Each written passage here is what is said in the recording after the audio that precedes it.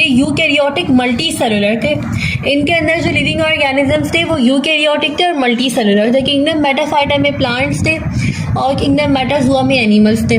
बस ये एक नया किंगडम इंट्रोड्यूस हुआ था और इस किंगडम में चेंजिंग्स आएंगी, बाकी ये दोनों किंगडम वैसे के वैसे थे।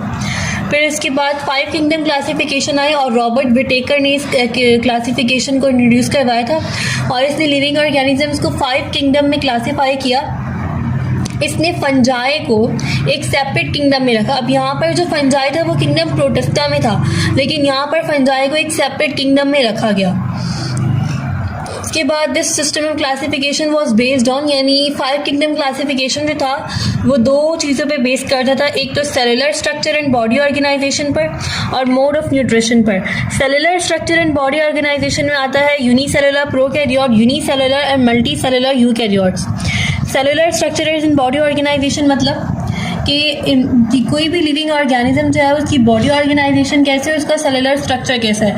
अब इसमें आते हैं यूनिसेलुलर प्रोकैरियोट, ऐसे लिविंग ऑर्गेनिज्म जो सिंगल सेल्ड हो और जिनके पास प्रिमिटिव न्यूक्लियस हो, और ऐसे लिविंग ऑर्गेनिज्म जो यूनिसेलुलर हो और मल्टी सेलुलर यूकैरियोट्स हो।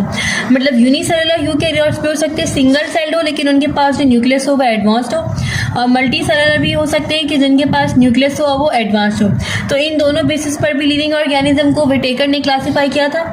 और मोड ऑफ न्यूट्रिशन के बेसिस पर भी विटेकर ने लिविंग ऑर्गेनिजम्स को क्लासीफाई किया था। अगर ऑटोट्रॉफ्स होंगे तो वो प्लांट्स होंगे, इंजेस्टिव हीटोट्रॉफ्स हैं वो एनिमल्स हैं, और एब्जॉर्प्टिव हीटोट्रॉफ्स होंगे तो वो फंजाई होंगे।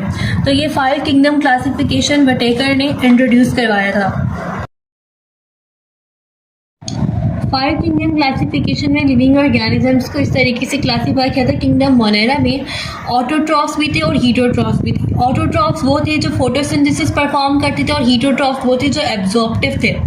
पहले वो डाइजेस्टिंग करते थे, मतलब पहले ही अपनी बॉडी के बाहर ही खाने को डाइजेस्ट करते थे, उसको ब्रेक करते थे, फिर उस खाने को एब्जॉर्ब करते थे। इसकी किंगडम मोनेरा में सिर्फ 2 एग्जाम्पल्स हैं, बैक्टीरिया एंड साइनोबैक्टीरिया, और ये दोनों ही ऐसे लिविंग ऑर्गेनिजम्स हैं कि जिनके पास प्रिमिटिव न्यूक्लियस होता है, एंशिएंट न्यूक्लियस होता है। आफ्टर दिस किंगडम प्रोटिस्टा के अंदर ऐसे लिविंग ऑर्गेनिजम्स थे जो ऑटोट्रॉफ्स थे, फोटोसिंथेसिस को परफॉर्म करते थे, और हीटोट्रॉफ्स जो थे इसके अंदर उसकी 2 टाइप्स थी, एब्जॉर्प्टिव और इंजेस्टिव दोनों थे। इसकी एग्जांपल्स है माइक्रोअल्गी, प्रोटोजोआ और slime moulds.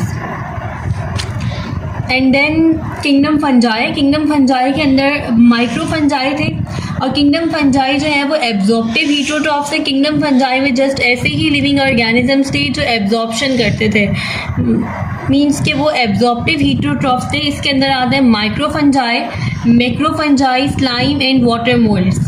After this kingdom Plantae में ऐसे लिविंग ऑर्गेनिजम्स थे जो फोटोसिंथेसिस परफॉर्म करते थे जस्ट, और इसमें एग्जाम्पल्स हैं मैक्रोअल्गी, और माइक्रोअल्गी को किंगडम प्रोटिस्टा में रखा गया था लेकिन मैक्रोअल्गी को किंगडम प्लांटी में रखा गया था।